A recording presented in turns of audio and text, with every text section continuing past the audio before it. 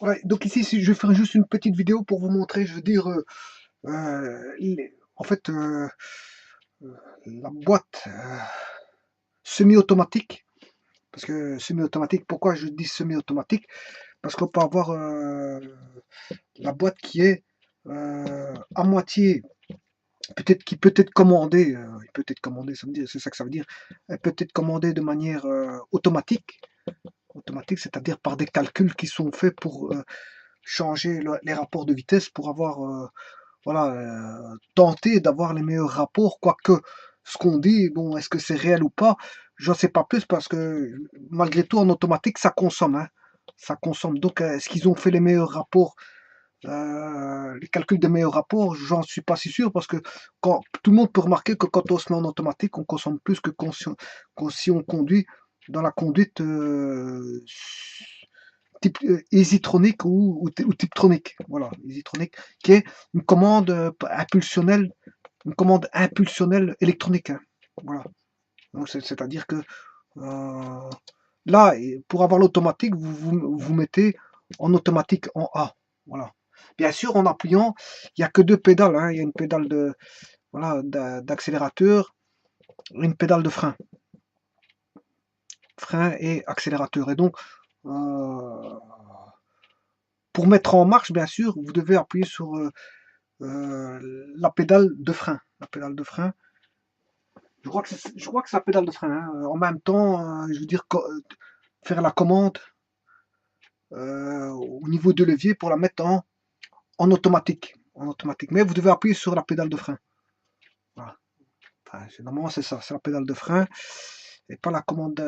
Voilà, parce qu'il y a deux pédales, l'accélérateur et le frein. Vous freinez par la gauche, je crois, et vous accélérez par la droite. Il n'y a que deux pédales. Et donc, si vous voulez mettre en automatique, vous devez. D'ailleurs, pour démarrer, vous devez vous appuyer sur la pédale de frein. Et voilà. Et vous mettre en position neutre. Position neutre. Et puis vous démarrez avec la clé. Donc, avant de démarrer, il faut appuyer sur une des pédales et bon, mettre en neutre et puis démarrer. Bon, maintenant, on peut se mettre par après, quand on a fait le démarrage, on peut se mettre en automatique ou en séquentiel. Séquentiel qui est l'impulsionnel électronique, c'est-à-dire, bon, vous appuyez, vous faites un 2 3 voilà, et vous pouvez redescendre de rapport, voilà, 3, 2, 1, etc. Voilà. Donc en automatique, toute la gestion, vous n'avez plus appuyé sur voilà, la manette de changement de vitesse, qui n'est pas un changement de vitesse, je veux dire, où on peut faire une commande par, comment est-ce qu'on appelle ça, par fourchette, hein. Alors la fourchette, qu'est-ce que c'est? Mais à l'aide du levier, on peut avoir une direction soit vers l'avant, vers l'arrière, vers la droite, vers l'avant, avant, droite avant, droite arrière. Si on veut encore un rapport plus éloigné, on va encore le plus éloigné de la fourchette pour se remettre sur la fourchette de telle manière à ce que le levier se balade au travers des fourchettes. Voilà, se balade au travers des fourchettes. Bon, ici, vous comprendrez que on n'a qu'un seul levier et le levier ne fait pas ça. Il ne se balade pas au travers des fourchettes. Voilà, il ne se balade pas au travers des fourchettes. Enfin, du moins au niveau du levier, hein. Alors, donc, si vous avez la boîte de vitesse,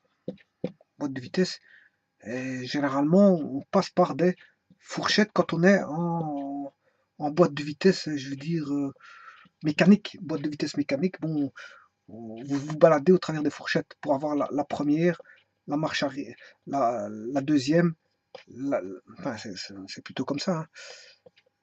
La première, pour avoir la deuxième, première, deuxième, troisième vitesse, quatrième vitesse. On peut avoir une cinquième vitesse. Là, généralement, c'est la marche arrière, mais on peut avoir une marche arrière, voilà, qui est par là. Bon, la marche arrière peut être par ici, l'arrière, voilà. Euh, voilà, la marche arrière peut être devant ou derrière, ça dépend. En boîte de vitesse, voilà, mécanique. Mais en impulsionnel, c'est pas comme ça, hein. Bon, vous avez qu'une seule trajectoire possible, c'est d'appuyer devant et la manette revient en arrière. On n'a pas d'espèce de fourchette. Je vais vous expliquer pourquoi on n'a pas d'espèce de fourchette. Parce que, en fait, tout simplement, quand vous commandez en impulsionnel, vous êtes en électronique. Donc, c'est-à-dire que vous allez vers un module de gestion qui lui commande l'embrayage pour le changement de rapport et en même temps va changer la vitesse. Donc, en impulsionnel vient un boîtier électronique. Un boîtier électronique, vous allez commander l'embrayage et bien sûr les manettes de vitesse. Les manettes qui sont toujours des manettes qui sont c'est toujours une vitesse, bien que ce soit une commande électronique. La commande se fait via un boîtier électronique. C'est comme, on va dire, l'automatisation. L'automatisation, où là, vous avez des commandes électroniques, mais qui vont jouer sur des actionneurs. Ici, c'est pareil. C'est une commande électronique. Vous allez commander un boîtier électronique qui va commander, dire, de la mécanique. Donc, on aura des actionneurs, des actionneurs. Des actionneurs. On aura des actionneurs. Et généralement, les actionneurs seront des petits moteurs. Je vais vous le montrer tout de suite. Donc, ici, on a le boîtier électronique, ce qu'on appelle le module de gestion, qui va commander l'embrayage, qui est un embrayage, si vous voulez, hydraulique. Hein, et l'embrayage hydraulique va commander les manettes de vitesse pour changer le rapport de la boîte de vitesse. Voilà. Et je vais vous montrer ça tout de suite. Et ceux-ci, bon, ils peuvent tomber facilement en panne. Sachez que tout ça coûte très cher. Hein. Une boîte de vitesse qu'on appelle Easytronic ou Tiptronic coûte très cher. Hein. Voilà, coûte très cher. Notamment si c'est une 4x4, une Mercedes 4x4 pour la boîte de vitesse Tiptronic coûte énormément cher, le prix d'une petite voiture d'occasion de 5 à 10 000 euros. Hein. Voilà. Donc voilà. Donc les boîtes de vitesse là sont connues pour être très chères. Donc quelqu'un qui achète une voiture avec une boîte de vitesse électronique, il faut qu'il n'espère pas que sa boîte de vitesse tombe en panne très vite parce que ça va lui coûter, je veux dire, très cher.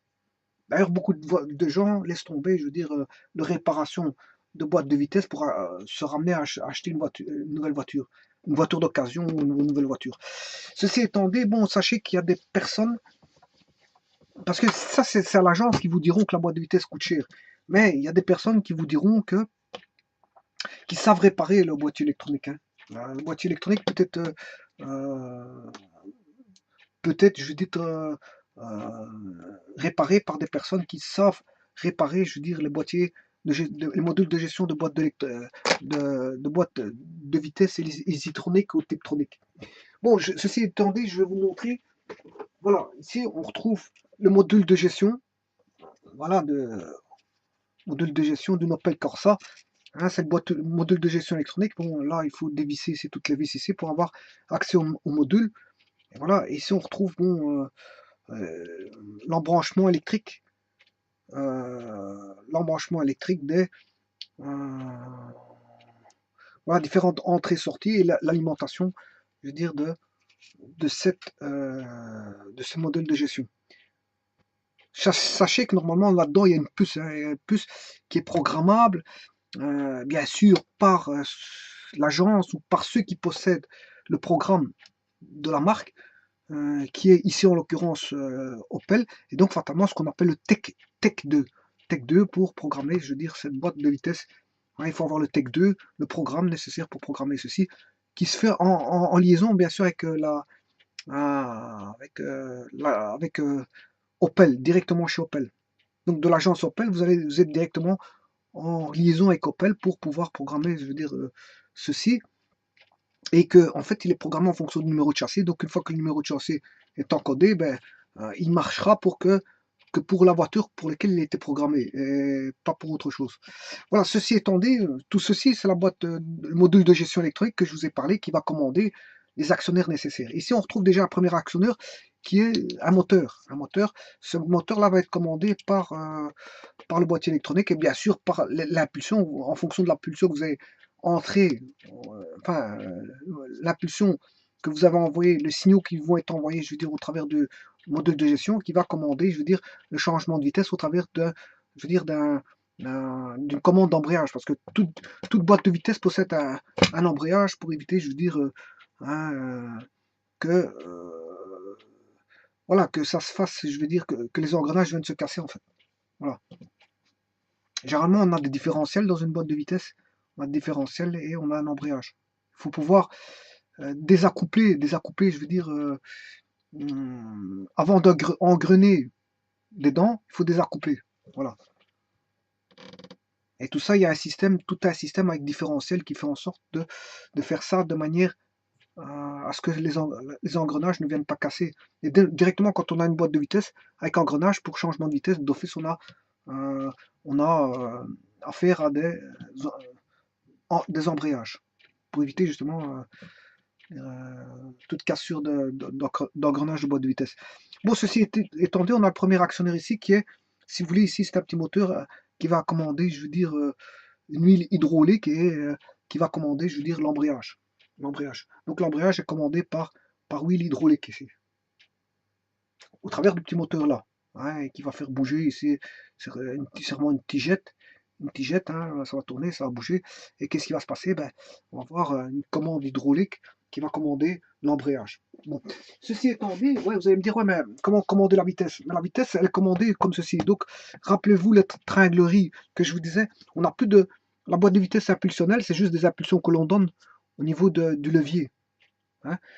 Contrairement à une boîte mécanique où il faut aller à gauche avant, à gauche arrière, gauche devant, droite devant, droite derrière, voilà, c'est au travers voilà, des liaisons. Or, ces liaisons que je suis en train de vous montrer, transversales, arrière, devant, ben, vous voyez, elles se font par deux moteurs. Voilà, deux moteurs ici, qui sont aussi des actionneurs. Hein. Les moteurs ici sont des actionnaires qui vont interagir. Et vous voyez que la disposition des moteurs, il y en a un qui est comme ceci et l'autre comme ceci. Fatalement, c'est normal parce que... Pourquoi? Parce qu'il y en a un qui va être commandé. Voilà, ici, si je regarde comme ceci, lui, il va tourner comme ceci. C'est-à-dire qu'il va envoyer la tige par là. Voilà. On a la tige qui va être envoyée par là. Par contre, celui-ci, lui, il va tourner comme ceci. Donc, il va envoyer... Donc, il y en a un qui envoie la tige là, devant, et l'autre qui... Voilà, et ça fait le changement de vitesse grâce à ça. Donc, c'est deux petits moteurs qui commandent le changement de vitesse. Et ça, c'est l'embrayage, le module de gestion qui va commander le module d'embrayage et les changements de vitesse au travers de deux actionneurs. Donc ici, on a trois actionneurs. Une, deux, trois actionneurs.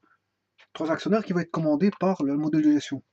Voilà. Et bien sûr, tout ça, ça couple à la boîte de vitesse. La boîte de vitesse, là, on retrouve bien sûr tout ce qui est engrenage, tout ce qui est différentiel et normalement, voilà, l'embrayage.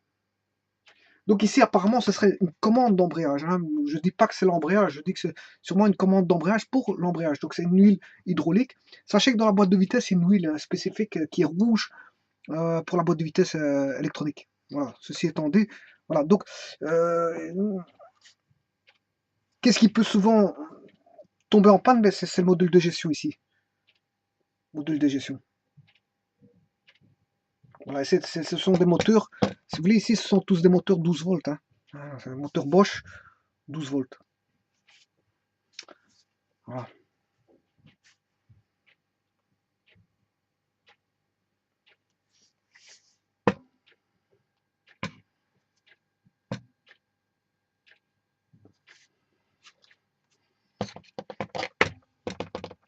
Donc l'huile hydraulique est une huile spéciale aussi. Hein.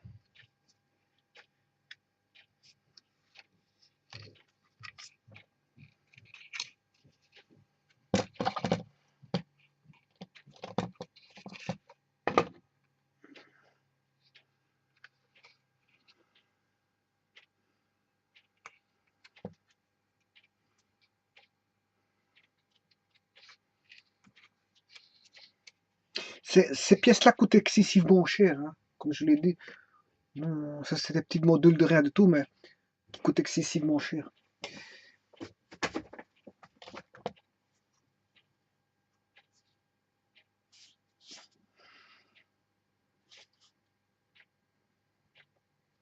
Voilà, je vous remercie beaucoup.